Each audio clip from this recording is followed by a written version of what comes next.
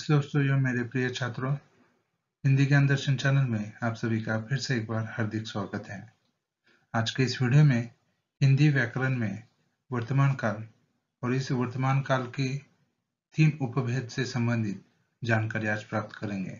तो चलिए, वर्तमान काल किसे कहते हैं, वर्तमान काल के 3 भेद किस प्रकार से है, इनकी जानकारी हम लेते हैं।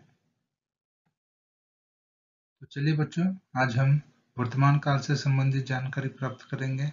अभी इसके अंतर्गत जो पहली वर्तमान काल की परिभाषा है उसे जानेंगे और फिर कुछ उदाहरण के बारे में देखेंगे।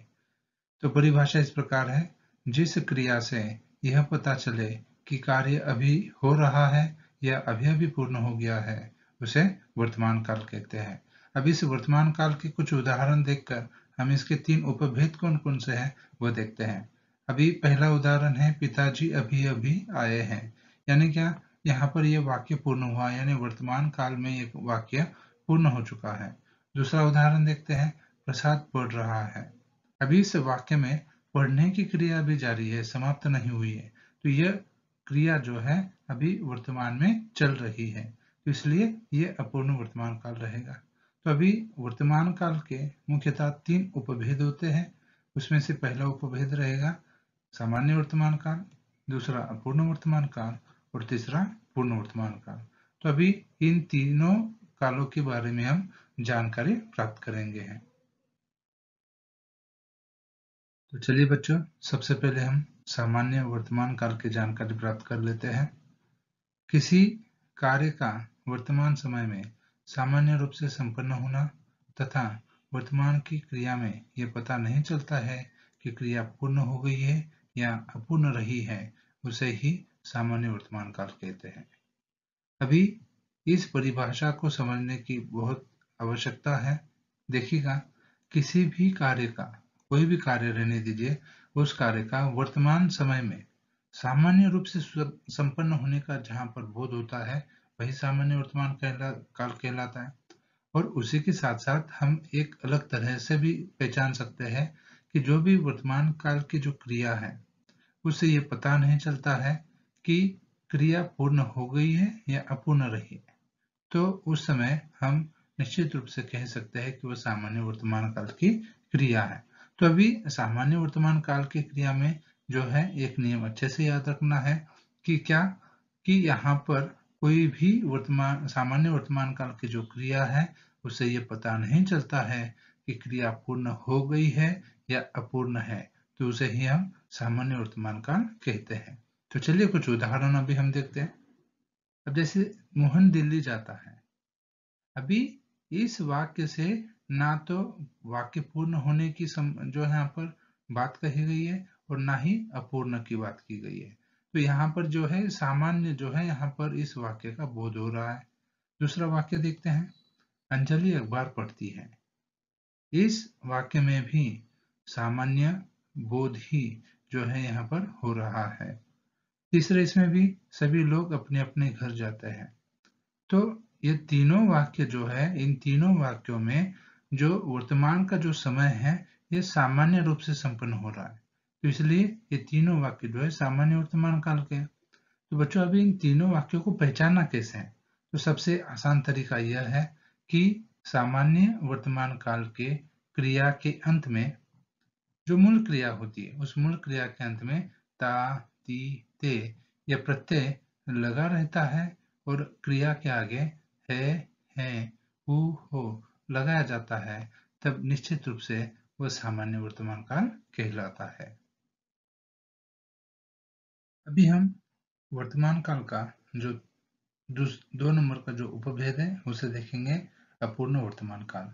इस अपूर्ण वर्तमान काल की परिभाषा इस प्रकार है कि जिस क्रिया से यह पता चलता है कि वर्तमान समय में कोई कार्य अभी जारी है, वह कार्य अभी समाप्त नहीं हुआ है, अर्थात अपूर्ण है, उसे हम अपूर्ण वर्तमान काल कहते हैं।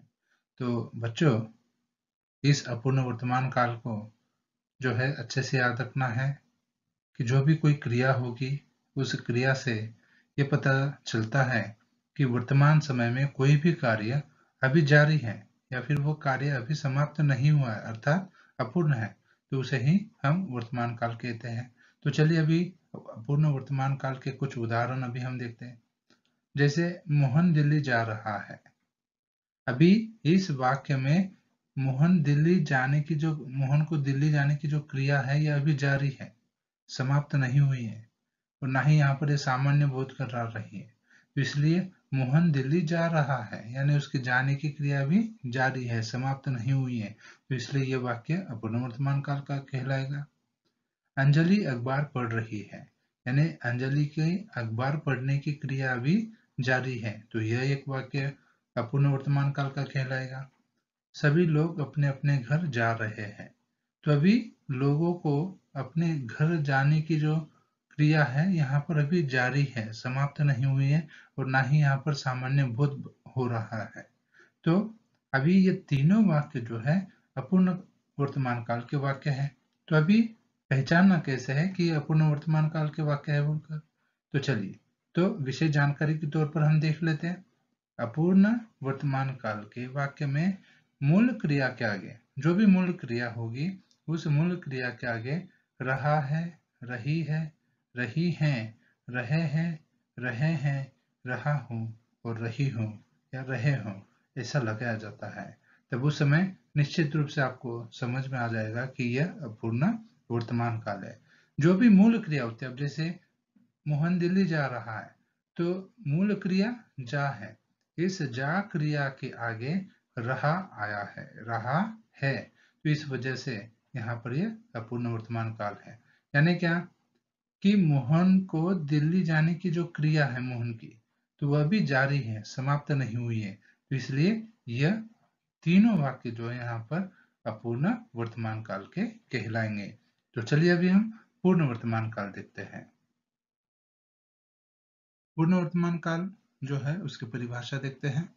परिभाषा इस प्रकार है, क्रिया के जिस रूप से यह पता चलता है कि वर्तमान समय में कोई कार्य अभी अभी पूर्ण हुआ है उसे हम पूर्ण वर्तमान काल कहते हैं। अभी इसके कुछ उदाहरण देखते हैं। जैसे मोहन दिल्ली गया है यानी अभी अभी वह दिल्ली गया है, यानी उसकी दिल्ली पहुंचने की जो क्रिया है वह अभी अभी समाप्त हुई है, तो इसलिए मोहन दिल्ली गया है ये वाक्य पूर्ण वर्तमान काल का है।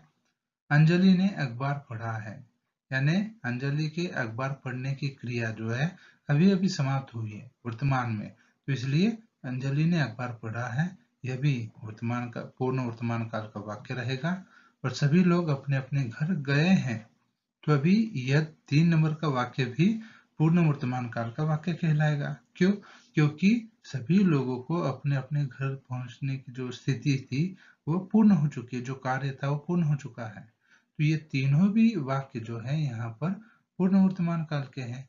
तो अभी पूर्ण वर्तमान काल को पहचानने के लिए क्या देखना होगा? तो विशेष जानकारी के तौर पर हम समझते हैं।